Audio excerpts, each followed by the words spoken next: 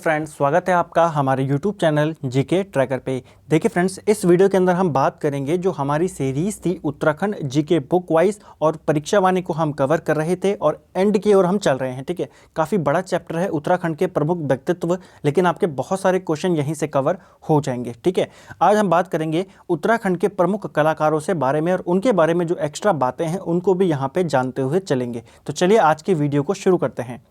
सबसे पहले बात करेंगे मौला राम की। मौला राम का जन्म होता है 1743 में। आपको पता है काफ़ी प्रसिद्ध चित्रकार थे, ठीक है, गढ़वाली शैली के।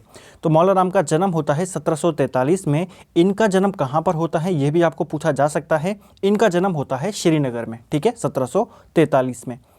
एक इनके वंशज श्रीनगर में कब आए थे ये प्रश्न बन सकता है। तो मौला राम के जो वंशज थे ये श्रीनगर में 1658 में आए थे। ठीक है, मौला राम के वंशजों की अगर हम बात करें तो दो वंशज दो इनके थे, श्यामदास और हरदास। ठीक है, श्यामदास और हरदास ये दोनों दिल्ली दरबार में रहते थे मुगलों के साथ। लेकिन आपको पता है 1658 में दिल्ली में उत्तराधिकार का युद्ध होता है औरंगजेब और दारा सिकोह के बीच में। दारा सिकोह हार जाता है और औरंगजेब उसकी हत्या करवा देता है।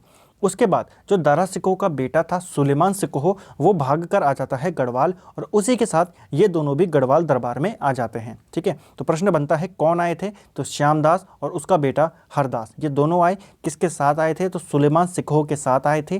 किसके दरबार में आए थे। तो पृथ्वीपति शाह उस समय गढ़वाल का राजा था और 1658 में वो आए थे। ठीक है, चलिए अगला जो महत्वपूर्ण पॉइंट है वो है इनकी माता का नाम। तो मौला राम की माता का नाम था रामो देवी या फिर रामा देवी। ठीक है, तो आपको दोनों याद रखने हैं, दोनों एक ही जैसे नाम है। ठीक है, हो सकता है मिसप्रिंट हुआ हो। ठीक है, तो रामो देवी या रामा देवी इनकी माता का नाम था और अपनी ही माता से इन्होंने राम भक्ति का पाठ पढ़ा था। तो प्रश्न बन सकता है मौला राम को राम भक्ति का पाठ किसने पढ़ाया था। उनकी माता ने। ठीक है, इन्होंने चित्रकला किससे सीखी थी मौला राम ने। तो इनके गुरु का नाम था राम सिंह। ठीक है, तो राम सिंह से इन्होंने चित्रकला सीखी थी।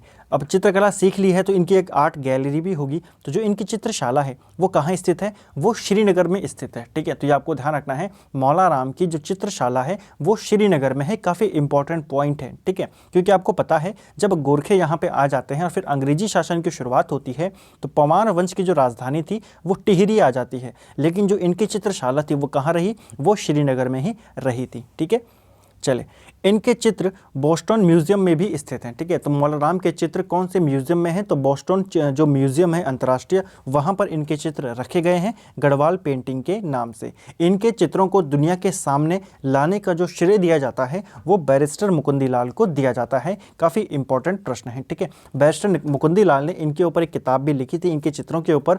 किस साल वो प्रकाशित हुई थी कमेंट बॉक्स में आप मुझे वो बताएंगे। ठीक है, इनकी अगर हम श्रेष्ठ रचना की बात करें तो इनकी जो सबसे बेहतरीन रचना थी उसका नाम था गढ़ राजवंश। ठीक है, तो गढ़ राजवंश किसकी रचना है। मौला राम की है और इनकी ये सर्वश्रेष्ठ रचना है। ठीक है, और यह ब्रज भाषा में इन्होंने लिखी है। इसके अलावा इन्होंने अभिज्ञान शकुंतलम का हिंदी में अनुवाद भी किया था। तो सीधा प्रश्न बन सकता है कि अभिज्ञान शकुंतलम का हिंदी में अनुवाद किसने किया था। तो ये किया था मौला राम ने। जिस प्रकार से आप अभी हाल ही में किसी प्रश्न में पूछा गया था गढ़वाली जो मेघदूत है उसको किसने बनाया था। ठीक है, मेघदूत का गढ़वाली अनुवाद किसने किया था। इस प्रकार के प्रश्न एग्जाम में पूछे जा सकते हैं। तो अभिज्ञान शकुंतलम का हिंदी में अनुवाद किसने किया था। मौला राम ने। मौला राम की अगर हम अन्य रचनाओं के बारे में बात करें तो श्रीनगर दुर्दशा इनकी एक रचना है। मनमथ सागर। ठीक है, तो मनमथ सागर किसकी रचना है। मौला राम की है। या फिर अगर आपको ऐसा पूछा जाए मौला राम का आध्यात्मिक ग्रंथ कौन सा है तो आध्यात्मिक ग्रंथ भी यही है। ठीक है, मनमथ सागर। एक और चीज आपको ध्यान रखनी है, मौला राम ने कौन सा पंथ चलाया था यह भी प्रश्न बनता है। इन्होंने मनमथ पंथ ही चलाया था। ठीक है, इसके अलावा ऋतु वर्णन भी इन्हीं की एक पुस्तक है, इन्हीं की एक रचना है। एक और चीज़ आपको मौला राम से याद रखनी है। देखिए मौला राम का जो जन्म होता है ये 1743 में होता है और 1833 में इनकी मृत्यु होती है। ठीक है, इस दौरान जितने भी पंवार शासक आए, प्रदीप शाह से लेकर सुदर्शन शाह तक, कौन कौन आए थे। देखिए प्रदीप शाह आए थे। ठीक है, प्रदीप शाह के बाद जितने भी यहाँ पे शासक आते गए 1743 के बाद से। ठीक है, प्रदीप शाह हो गए, ललित शाह, जयकृत शाह, प्रद्युमन शाह और सुदर्शन शाह, उन सभी का संरक्षण प्राप्त हुआ था मौला राम को। तो आपको सीधा प्रश्न बन सकता है इनमें से किस पंवार शासक का संरक्षण मौला राम को प्राप्त नहीं था। तो आपको ध्यान रखना है इस टाइम पीरियड में जितने भी आए सबका था। जयकृत शाह ने मौला राम को 60 गाँव दान में भी दिए थे। ये हम पंवार वंश वाली वीडियो में पढ़ चुके हैं, वहाँ से आप उसको जाके देख सकते हैं। ठीक है, तो प्रश्न बन सकता है मौला राम को 60 गाँव किसने दान में दिए थे? जयकृत शाह ने। ठीक है, चलिए मौला राम के पिता का नाम क्या था? कमेंट करके आप मुझे बताएंगे। और मौला राम अपने वंशज जो इनका वंश था कौन सी पीढ़ी में पैदा हुए थे, ये भी आप मुझे कमेंट करके बताएंगे। चौथी पीढ़ी थी, तीसरी पीढ़ी थी, पांचवी पीढ़ी थी, छठी पीढ़ी थी, कौन सी पीढ़ी थी? ठीक है, और उनके पिता का नाम। चलिए अगले जो हमारे महत्वपूर्ण व्यक्ति हैं वो हैं भैरवदत्त जोशी। भैरवदत्त जोशी की बात करें तो ये प्रसिद्ध चित्रकार और कवि थे। आपको संबंध पूछा जा सकता है कि भैरवदत्त जोशी का संबंध किससे है, तो ये चित्रकार थे और ये कवि भी थे। ठीक है, जन्म की बात करें 1918 में है, उतने महत्वपूर्ण नहीं है कि इनका जन्म पूछा जाएगा। ठीक है, जन्म इतना महत्वपूर्ण नहीं है, चित्रकार हैं, ये आपको ध्यान रखना है। चलिए अगले महत्वपूर्ण व्यक्ति हैं हमारे नारायण सिंह थापा, जिनको NS थापा भी कहते हैं, यानी कि नारायण सिंह धामी भी इनका नाम है। ठीक है, नारायण सिंह धामी या नारायण सिंह थापा। इनकी बात करें तो इनका जन्म 1924 में होता है पिथौरागढ़ में। ठीक है, सिनेमेटोग्राफी का इन्होंने कोर्स किया था। उसके बाद इन्होंने कई सारी डॉक्यूमेंट्रीज़ बनाई। ठीक है, इन्होंने हिमालय पर 7 डॉक्यूमेंट्रीज़ बनाई थी।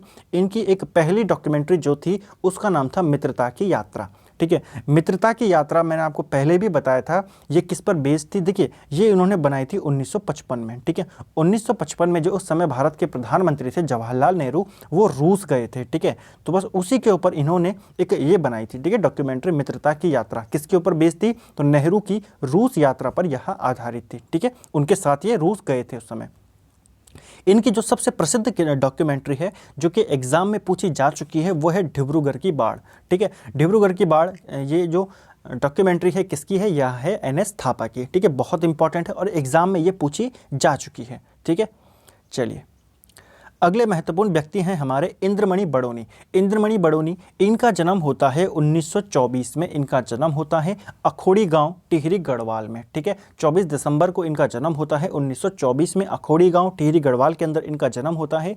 इनका जो उपनाम है वो है उत्तराखंड का गांधी। ठीक है, बहुत इंपॉर्टेंट क्वेश्चन और बहुत ईजी क्वेश्चन है। उत्तराखंड का गांधी किसको कहा जाता है? इंद्रमणि बड़ौनी को कहा जाता है। कमेंट करके आप मुझे बताएंगे इनको उत्तराखंड का जो यह गांधी थी उपाधि कहाँ से मिली थी, किसने इनको यह उपाधि दी थी। ठीक है, कमेंट करके आप मुझे बताएंगे। चलिए अगर इनके महत्वपूर्ण फैक्ट की बात करें तो ये एक प्रसिद्ध लोक कलाकार थे। ठीक है, उसके बाद ये प्रसिद्ध राजनीतिज्ञ भी थे। ठीक है, तो कलाकार भी थे और राजनीतिज्ञ भी थे। आपको पता होगा यहाँ केदार नृत्य में, चौफला केदार नृत्य में ये पारंगत थे। ठीक है, वैसे नाम केदार नृत्य ही है, आप इसको केवल इतना ध्यान रखिएगा। चौफला शायद एक्स्ट्रा उन्होंने वहाँ पे लिखा होगा। ठीक है, पूरा नाम हो सकता है चौफला केदार हो। ठीक है, तो आपको ध्यान रखना है केदार नृत्य में ये पारंगत थे। और केदार नृत्य को अन्य नाम से भी जाना जाता है, वो है मंडाण नृत्य। ठीक है, तो केदार नृत्य या मंडाण नृत्य में पारंगत थे इंद्रमणि बड़ौनी। ठीक है, इन्होंने लखनऊ में इस नृत्य की प्रस्तुति दी थी 1956 में। फिर वहाँ से इनको काफ़ी ज़्यादा तारीफ़ें मिली। उसके बाद 1957 में इन्होंने दिल्ली में भी प्रस्तुति दी थी। ठीक है, जो यह केदार नृत्य होता है या जो मंडाण नृत्य होता है, इसकी विशेषता क्या होती है कि इस डांस के अंदर जो शरीर होता है उसके सभी अंगों का यहाँ पे प्रयोग किया जाता है। उसके बाद बात करते हैं पृथक राज्य की मांग करने वाले पहले राजनेता इनको माना जाता है। ठीक है, हालांकि कई सारे लोग हैं जिन्होंने अलग राज्य की मांग की थी अलग अलग समय पे। ठीक है, लेकिन ऐसा माना जाता है कि उत्तराखंड की मांग करने वाले पहले व्यक्ति कौन थे? इंद्रमणि बड़ौनी थे। ये फैक्ट थोड़ा कन्फ्यूजिंग है, लेकिन उम्मीद नहीं है कि एग्जाम में आएगा क्योंकि कन्फ्यूजिंग ज़्यादा है।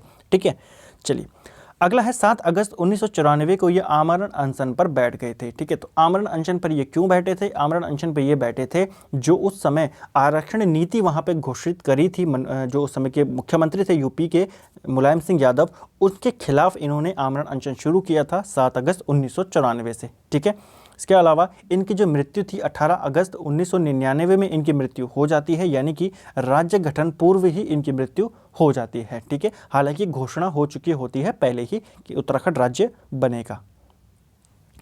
अगले महत्वपूर्ण व्यक्ति हैं हमारे चंद्र सिंह राही। चंद्र सिंह राही की बात करें तो ये एक प्रसिद्ध गढ़वाली गायक हैं। तो आपको बस ये याद रखना है चंद्र सिंह राही का संबंध किस क्षेत्र से है, तो ये प्रसिद्ध गायक हैं। इनका जन्म पौड़ी में होता है 1942 में। ठीक है, और इनको उत्तराखंड लोक संगीत रत्न पुरस्कार से भी सम्मानित किया जा चुका है। आपको केवल ये ध्यान रखना है चंद्र सिंह राही किस क्षेत्र से संबंधित हैं, तो ये गढ़वाली गायक हैं।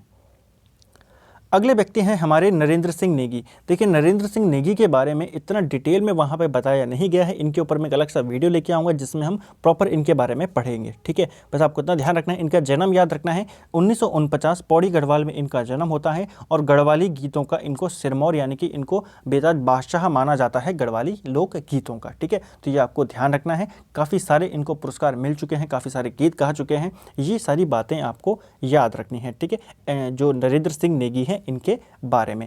एक और चीज़ आपको ध्यान रखनी है, जो नरेंद्र सिंह नेगी हैं इनको गढ़ रत्न भी कहा जाता है, ठीक है। गढ़ रत्न की उपाधि किसको मिली है? नरेंद्र सिंह नेगी को। चलिए अगले हैं हमारे रणवीर सिंह बिष्ट। रणवीर सिंह बिष्ट की बात करें तो काफ़ी प्रसिद्ध चित्रकार हैं, ठीक है। इनका जन्म लैंसीडाउन में होता है 1928 में, लैंसीडाउन में इनका जन्म होता है। आर्ट कॉलेज जो कि लखनऊ में है के प्राचार्य नियुक्त होने वाले पहले भारतीय थे RS बिष्ट, ठीक है। तो ये आपको ध्यान रखना है। देखिए जो आर्ट कॉलेज है यह लखनऊ में है, पहली बात। दूसरी बात, उसके प्राचार्य उससे पहले, इनसे पहले जब ये बने नहीं थे, इनसे पहले हमेशा अंग्रेज ही बनते थे, लेकिन ये पहले भारतीय बने जो कि इस कॉलेज के प्राचार्य वहाँ पे नियुक्त हुए थे, ठीक है। इसको पद्मश्री मिला 1991 में। और एक और चीज़ आपको याद रखनी है कि चित्रकला के क्षेत्र में पद्मश्री जीतने वाले ये राज्य के पहले व्यक्ति थे। तो सीधा प्रश्न बन सकता है कि चित्रकला के क्षेत्र में पहले पद्मश्री पुरस्कार विजेता कौन है? तो वो हैं हमारे रविंद्र सिंह बिष्ट, ठीक है, RS बिष्ट, ठीक है। और ये इसलिए इंपॉर्टेंट है, आपको डेट भी याद रखनी पड़ेगी। इनको पद्मश्री कब मिला? 1991 में मिला था, ठीक है। किस क्षेत्र में मिला? चित्रकला की।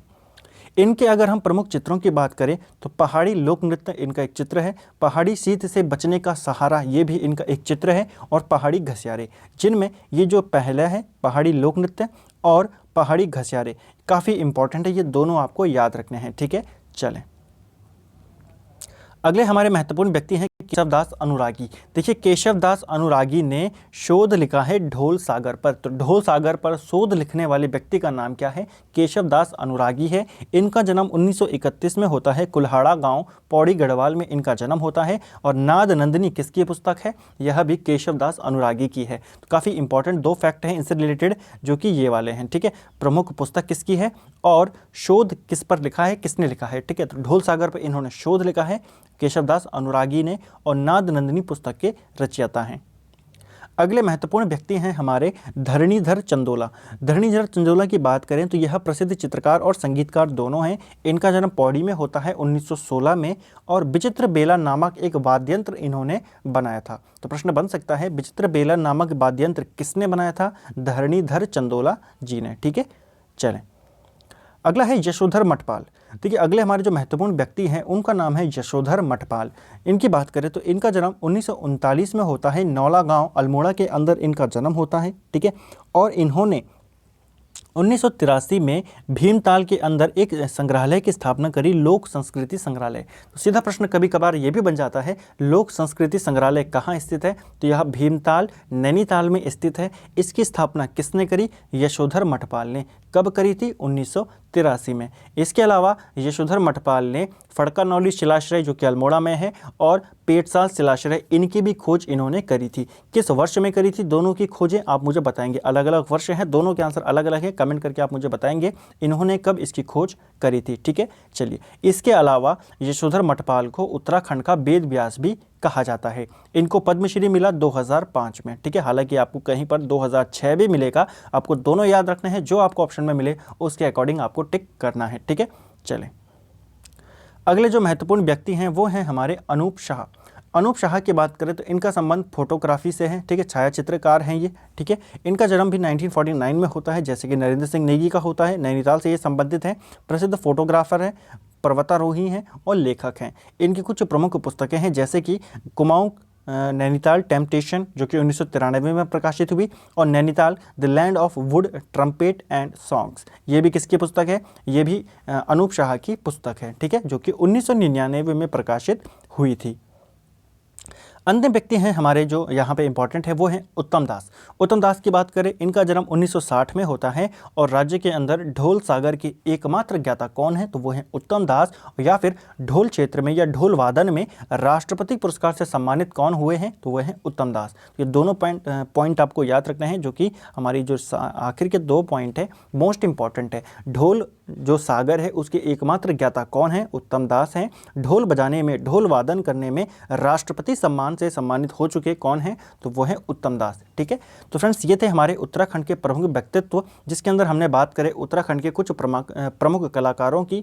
अगली वीडियो में बात करेंगे उत्तराखंड के कुछ प्रमुख वैज्ञानिकों की। ठीक है, काफ़ी बड़ा चैप्टर है, लेकिन अब यहाँ पे ये खत्म होने वाला है। तो उम्मीद करता हूँ आपको वीडियो अच्छा लगा होगा। वीडियो पसंद आए वीडियो को लाइक करें, शेयर करें। चैनल पर नए हैं तो चैनल पर सब्सक्राइब करके बेल आइकन को जरूर प्रेस करें। आधा काम ना करें, काम को पूरा करें। ठीक है, और इसके अलावा जो जो क्वेश्चन आपको वीडियो के दौरान पूछे गए हैं उनका जवाब कमेंट बॉक्स के अंदर जरूर दें।